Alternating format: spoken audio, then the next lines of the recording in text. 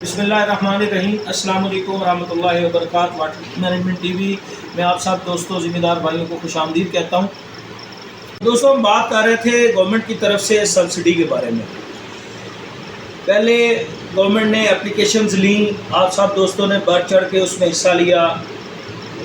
उसके बाद गवर्नमेंट ने इंतहाई शफाफ तरीके से उसकी कुरानदाजी की, कंप्यूटराइज्ड और कामयाब ज़िम्मेदारान के नाम इजलाक को भेज दिए गए पंजाब लेवल से कि ये ज़िम्मेदार भाई सोलराइजेशन में सब्सिडी हासिल करने के लिए कामयाब हुए हैं। उसके साथ साथ ई वेटिंग के ज़िम्मेदारों के नाम भी भेज दिए गए। उसके बाद तरीक़ाकार ये हुआ कि गवर्नमेंट ने मखसूस एसएससीज जो प्री क्वालिफाइड थी उनके ज़रिए फार्मर्स को एस्टीमेट दिए। उसका तरीक़ाकार भी गवर्नमेंट ने बड़ा शफाफ बनाया कि एक डिवीज़न में जितनी एसएससीज काम कर रही थी उनके डेस्क बनवाए, इंफॉर्मेशन डेस्क बनवाए, बारगेनिंग डेस्क बनवाए ज़िले हेडक्वार्टर पे, ताकि ज़िम्मेदार भाई उनके साथ बैठ के बारगेन कर सकें। लेकिन क्योंकि ज़िम्मेदारों को अभी भी ये सिलसिला था कि ये सिस्टम एसएससीज की तरफ से महंगा लग रहा है, तो गवर्नमेंट ने मज़ीद उसमें सिस्टम में तब्दीलियाँ करके अब जो ज़िम्मेदार भाइयों ने ड्राफ्ट गवर्नमेंट को जमा करवाए थे वो ड्राफ्ट गवर्नमेंट ने ज़िम्मेदारों को वापस कर दिए हैं। और साथ ही गवर्नमेंट ने ये डायरेक्शंस दी हैं कि एक कमेटी जो कि assistant director agriculture water management, assistant director agriculture extension और रेवेन्यू डिपार्टमेंट से एक ऑफिसर की कमेटी के लोगों पर मुश्तमिल है, वो हर ज़िम्मेदार जिनका सोलराइजेशन में सिस्टम निकला है उसके पास जाएंगे, उसकी साइट देखेंगे और उसको इंस्टॉलेशन की इजाज़त देंगे।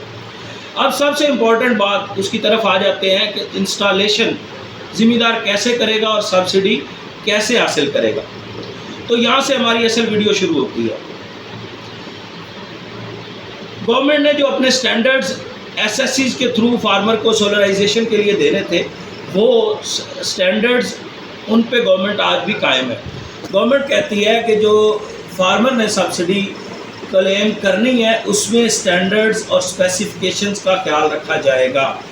ज़िम्मेदार लो क्वालिटी सिस्टम इंस्टॉल नहीं करेंगे क्योंकि गवर्नमेंट उस पर टू मच पे कर रही है, इसलिए गवर्नमेंट चाहती है कि अच्छे सिस्टम ज़िम्मेदार खुद जो अपने उन्होंने लगाने हैं वो अच्छे सिस्टम लगाए। उसके लिए गवर्नमेंट ने स्पेसिफिकेशंस सेंड की हैं डिप्टी डायरेक्टर ज़ात ऑफिस वाटर मैनेजमेंट में, वो आप वहाँ से भी ले सकते हैं। इस वीडियो में भी मैं आपको तमाम चीज़ों से आगाह करूँगा। तो सोलर सिस्टम में सबसे इम्पॉर्टेंट चीज़ सोलर पैनल होते हैं। तो सबसे पहले सोलर पैनल की बात करते हैं। तो गवर्नमेंट ने सोलर पैनल के लिए गवर्नमेंट को एक लंबी छूट दी है। लंबी छूट इस तरह दी है कि गवर्नमेंट ने कहा कि टायर 1 किसी भी कंपनी के आप सोलर पैनल इस्तेमाल कर सकते हैं। तो 20 किलोवाट के लिए जो डिज़ाइन है उसमें कम से कम 34 पैनल जो हैं वो 610 वाट के होने चाहिए। टायर 1 इंटरनेशनली अप्रूव्ड हो तो इसमें ये चीज़ का ख्याल रखना है कि मार्केट में 2 नंबर पैनल्स बहुत आए हुए हैं जिन पे स्टिकर्स चेंज करके मार्केट में फ़रोख्त हो रहे हैं। ज़िम्मेदार भाइयों को वो उसका ख्याल रखना चाहिए। इस चीज़ में मैं आपको एक राय देता जाऊं कि आपको किसी अच्छी फर्म से, किसी अच्छी कंपनी से या किसी अच्छी जो वेल रेप्यूटेड आपके ज़िले में, आपकी तहसील में, आपके शहर में फ़र्म है जो कि पैनल के मामलात अच्छे तरीके से डील करते हैं, उनसे आप परचेज़ करें और ये साथ में उनसे लाजमी मेंशन करवाएं कि ये ए ग्रेड और जो है वो ओरिजिनल पैनल्स हैं, वेबसाइट से रिपोर्टेड हैं। उसके बाद आ जाती है वीएफडी वेरिएबल फ्रीक्वेंसी ड्राइव, जो सोलर की बिजली को डीसी करंट को एसी करंट में कन्वर्ट करके हमारी मोटर को चलाएगी। उसमें गवर्नमेंट ने पिछले एस्टीमेट्स जो दिए थे उसमें गवर्नमेंट IP65 स्टैंडर्ड्स की वीएफडी इस्तेमाल कर ली थी। अब गवर्नमेंट ने उसको थोड़ा सा नीचे करके एवरेज क्वालिटी पे लेके आके, ताकि ज़िम्मेदार भाइयों को ख़रीदने में आसानी रहे, उसको IP21 पे लेके आ गई है। इस बात में कैटेगोरिकली मैं आपको एक बात ज़िम्मेदार भाइयों को बताता चलूँ कि जो आम मार्केट में हमारे ट्यूबवेल्स पे वीएफडी इस्तेमाल हो रही हैं वो देसी हैं, वो IP21 इम्पोर्टेड नहीं है। तो गवर्नमेंट के सिस्टम में ऐसी वीएफडीज़ जो देसी है, जो लाहौर फैसलाबाद में छोटे छोटे मैन्युफैक्चरर्स इस्तेमाल कर रहे हैं, वो इस्तेमाल करने की गवर्नमेंट की तरफ से इजाज़त नहीं है। उसके लिए आपको इंटरनेशनल ब्रांड्स, मल्टीनेशनल या पाकिस्तान के जो IP21 के ओरिजिनल ब्रांड्स हैं उनमें से कोई एक आपको इंतखाब करना पड़ेगा। ये उन हमारे देसी VFD से थोड़े से महंगे हैं, लेकिन ये है कि ये उनसे लॉन्ग लाइफ है, एफिशिएंसी के लिहाज से बहुत बेहतर है और इनकी प्रोग्रामिंग और सेफ्टीज़ इनमें बहुत अच्छी लगी हुई है। उसके बाद हम बात करेंगे केबल्स की। तो नॉर्मली मार्केट में सबसे जो ज़्यादा फ्रॉड ज़िम्मेदार भाइयों के साथ या जो सोलर के बारे में नहीं जानते उनके साथ सबसे ज़्यादा फ्रॉड हो रहा है केबल के मामले में, और ख़ास तौर पे DC केबल के मामले में। DC केबल की अब इंतहाई ज़्यादा वैरायटी मार्केट में मौजूद है।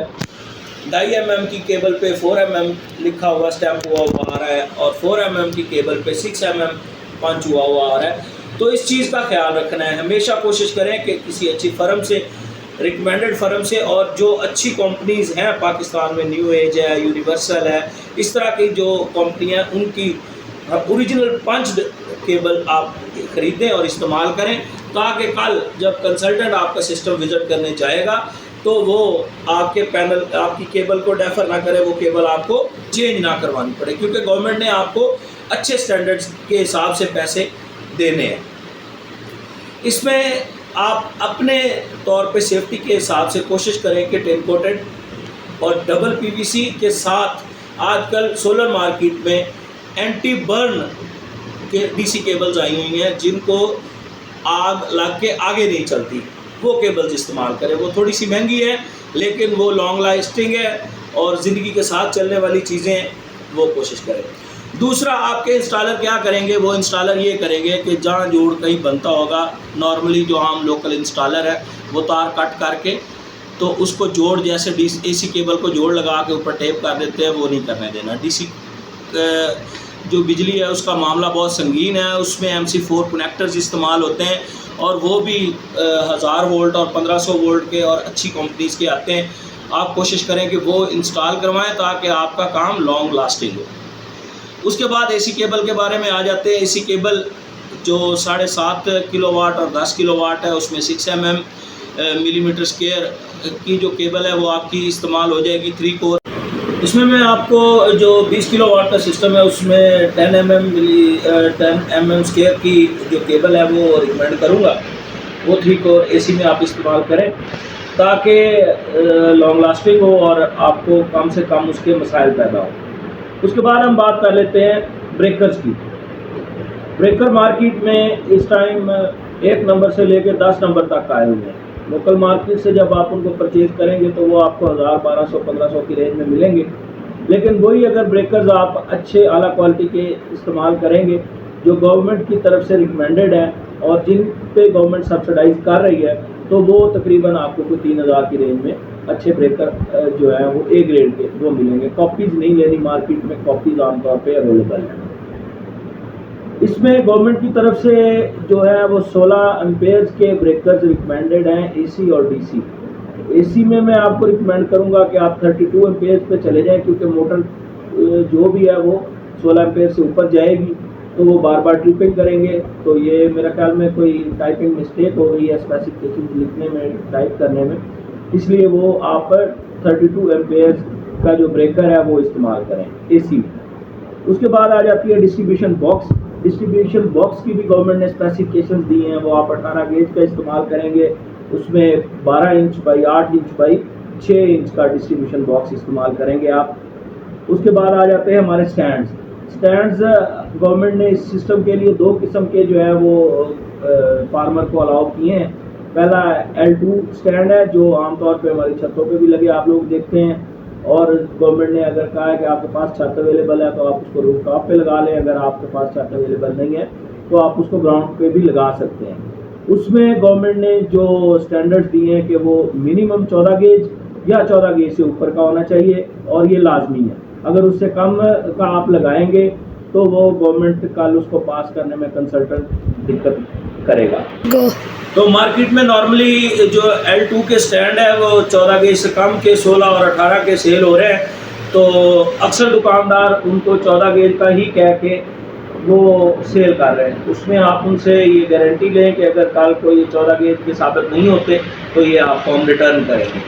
14 गेज का जो स्टैंड है नॉर्मली वो 4000 से लेके 5000 तक मुख्तलिफ अजला में बिक रहा है। तो उसमें नट बोल्ट्स की क्वालिटी का भी वर्जन है, उसमें क्लासेस का भी फ़र्क है। 14 गेज का जो स्टैंड है उसमें मुख्तलिफ क्लासेस हैं, सी टाइप है, एडजस्टेबल है, यू टाइप है।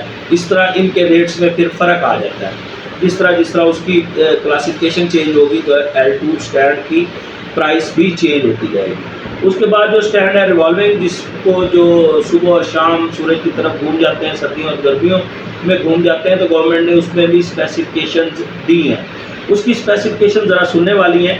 इसमें पोल है और टी फ्रेम है और मिडल पाइप है। ये 4 इंच डाई के होने चाहिए और 3 mm इनकी वॉल थिकनेस होनी चाहिए। उसमें जो एंगल इस्तेमाल होगा वो 2 इंच बाई 2 इंच का होना चाहिए। और इसमें जो मेन पोल है जो वर्टिकल खड़ा होगा वो 5 इंच का होगा और उसकी वॉल थिकनेस मिनिमम 6 mm होनी चाहिए। तो अगर ये स्टैंडर्ड्स के मुताबिक वो स्टैंड नहीं बने होंगे तो तब भी आपको गवर्नमेंट की तरफ से सब्सिडी क्लेम करने में मुश्किल पेश आएगी। उसके बाद सिविल वर्क है। सिविल वर्क में गवर्नमेंट ने भी स्पेसिफिकेशन दी हैं। जो हम L2 का सिविल वर्क करेंगे वो फुट बाई 2.5 फुट का उसका बनाएंगे ब्लॉक, जिसके ऊपर वो सिस्टम इंस्टॉल होगा और हर फ्रेम के नीचे वो 4 ब्लॉक्स लगेंगे। इसी तरह जो हमारा पोल वाला स्टैंड है, जिसे हम रिवॉल्विंग स्टैंड या ट्रैक्टर भी कहते हैं टेक्निकली, उसमें जो गवर्नमेंट ने सिविल वर्क का स्पेसिफिकेशन दी हैं वो आपका 5 फुट गहरा होगा टोटल। उसमें से 1 फुट मोटाई जो है 5 फुट बाई 5 फुट की होगी और बाकी 4 फुट जो है वो 3 फुट बाई 3 फुट होगी। इसमें जो मटेरियल इस्तेमाल होगा उसमें रेशो 1, 2 और 4 की होगी। कहने का मकसद ये है टेक्निकली कि 1 हिस्सा सीमेंट, 2 हिस्सा सैंड और 4 हिस्से बजरी उसमें दोनों किस्म के सिविल वर्क्स में इस्तेमाल होगी। तो इसके अलावा उसमें डक्टिंग है ताकि अच्छी, सबसे इसमें जो मेन इम्पॉर्टेंट चीज़ है वो है अर्थिंग और उसके बाद इसकी इंस्टॉलेशन।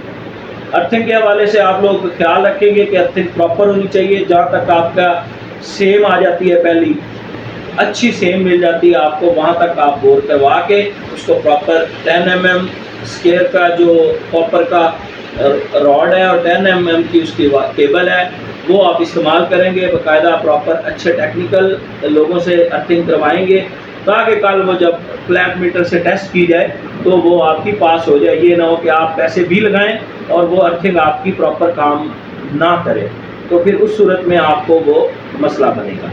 उसके बाद आ जाती है इंस्टॉलेशन। मटेरियल जितना मर्जी अच्छा इस्तेमाल कर लें, जब आपका इंस्टॉलर या आपकी इंस्टॉलेशन अच्छी नहीं होगी, इंस्टॉलेशन टीम अच्छी नहीं होगी, आपके लोग टेक्निकल नहीं होंगे, वो सोलर के रिलेटेड नहीं होंगे, तो वो काम गवर्नमेंट की स्टैंडर्ड्स और स्पेसिफिकेशंस के मुताबिक नहीं होगा। तो मैं यहाँ आपको रिकमेंड करूँगा कि आप अच्छे पढ़े लिखे इंस्टॉलर्स को हायर करें। 2000, 10,000, 5,000 ज़्यादा देने से मसला नहीं है। मसला ये है कि काम एट दी एंड आपका ही होना है। और ये जो गवर्नमेंट आपकी मदद कर रही है सब्सिडी की मद में, ये पैसे सारे आपके ही इस्तेमाल में रहने हैं। और ये एक मंसूबा जो आप लगा लेंगे ये 25 से 30 साल तक आपका कारआमद रहेगा। तो मेरे किसान भाइयों, पैसे बचाने के चक्कर में नहीं रहना, अच्छे तरीके से सिस्टम लगाएं ताकि कल जब कंसल्टेंट इस सिस्टम की वेरिफिकेशन के लिए आपके पास हाजिर हो तो वो किसी किस्म के एतराज़ात ना उठा सके और गवर्नमेंट की तरफ से जो आपको सब्सिडी दी जानी है उसका राह हमवार हो और जल्दी से जल्दी गवर्नमेंट की तरफ से आपको पैसे मसूल हो जाएँ। इसमें अब मैं एक सिस्टम की ओवरऑल आपको कॉस्ट एस्टीमेट भी आपके साथ डिस्कस करना चाह रहा हूँ। ये सारी चीज़ें गवर्नमेंट के स्टैंडर्ड्स के हिसाब से लगा के इसकी इंस्टॉलेशन करके ज़िम्मेदार को ये सोलर सिस्टम तकरीबन 11,70,000 से लेके 12.5 लाख तक पड़ेगा L2 स्टैंड्स पे। इतनी वेरिएशन रेट में इस वजह से रखी है कि मुख्तलिफ अजला जो कराची से दूर है उधर सोलर पैनल्स के रेट का डिफरेंस है, इसी तरह VFD की रेट का डिफरेंस है, इसी तरह जो गुजरावाला कराची से अजला दूर है वहाँ स्टैंड्स का डिफरेंस है, इसी तरह जो लोकल अजला है वहाँ केबल्स का डिफरेंस है, इसी तरह इंस्टॉलेशन टीमों का रेट का आपस में काफ़ी डिफरेंस है। एक काम जो एक लोकल इंस्टॉलर 10-15 हज़ार में कर देता है, एक अच्छी टीम वही काम जो गवर्नमेंट के स्टैंडर्ड्स के हिसाब से इंस्टॉलेशन करेगी वो 60 से 70 हज़ार रुपये आपसे लेगी। तो ये डिफरेंस इस वजह से आपके गोश गुजार किया है कि 11,70,000 80,000 से लेके तकरीबन 12.5 लाख तक है। इसमें कंप्लीट L2 स्टैंड के साथ सिस्टम है। उसके बाद आ जाएं आप रिवॉल्विंग स्टैंड के साथ। रिवॉल्विंग स्टैंड में आगे दो किस्म के स्टैंड आ जाते हैं। एक सादा MS जो आम लोहा है उसके ऊपर हम सादा पेंट करके उसको लगाते हैं, और दूसरे आ जाते हैं गैल्वेनाइज्ड पेंट वाले जो आमतौर पे वाटर मैनेजमेंट अपने वर्ल्ड बैंक प्रोजेक्ट के सोलर सिस्टम के साथ इंस्टॉल करते हैं। तो इनमें भी रेट का आपस में काफ़ी डिफरेंस है। ये जो सादा MS के है ये तकरीबन आपको 1,40,000 से लेके 1,70,000 रुपये तक रिवॉल्विंग स्टैंड्स मिलेंगे 12 पैनल वाले। और अगर आप उसको गैल्वेनाइज्ड में लेके चले जाते हैं तो वो 2,30,000 से लेके 2,50,000 तक आपको एक स्टैंड पड़ेगा। तो ये आप उसमें देख लें, ये मामलात है, इनको अच्छे तरीके से करें, इस सब्सिडी से फ़ायदा उठाएं और सिस्टम अच्छे तरीके से लगाएं। मज़ीद मालूमात के लिए मैं अपना नंबर नीचे डिस्क्रिप्शन में दे दूँगा। कोई भी ज़िम्मेदार पूरे पंजाब से कॉल करेगा, इंशाल्लाह सुबह 9 बजे से लेकर शाम 9 बजे तक आपकी खिदमत में हाजिर होंगे। दोबारा फिर इल्तिजा है कि मेरे इस चैनल को सब्सक्राइब करें। मज़ीद मालूमात के लिए इंशाल्लाह वाटर मैनेजमेंट के मुतालिक आपकी खिदमत में गाए बगाए हाजिर होता रहेगा। अस्सलाम वालेकुम।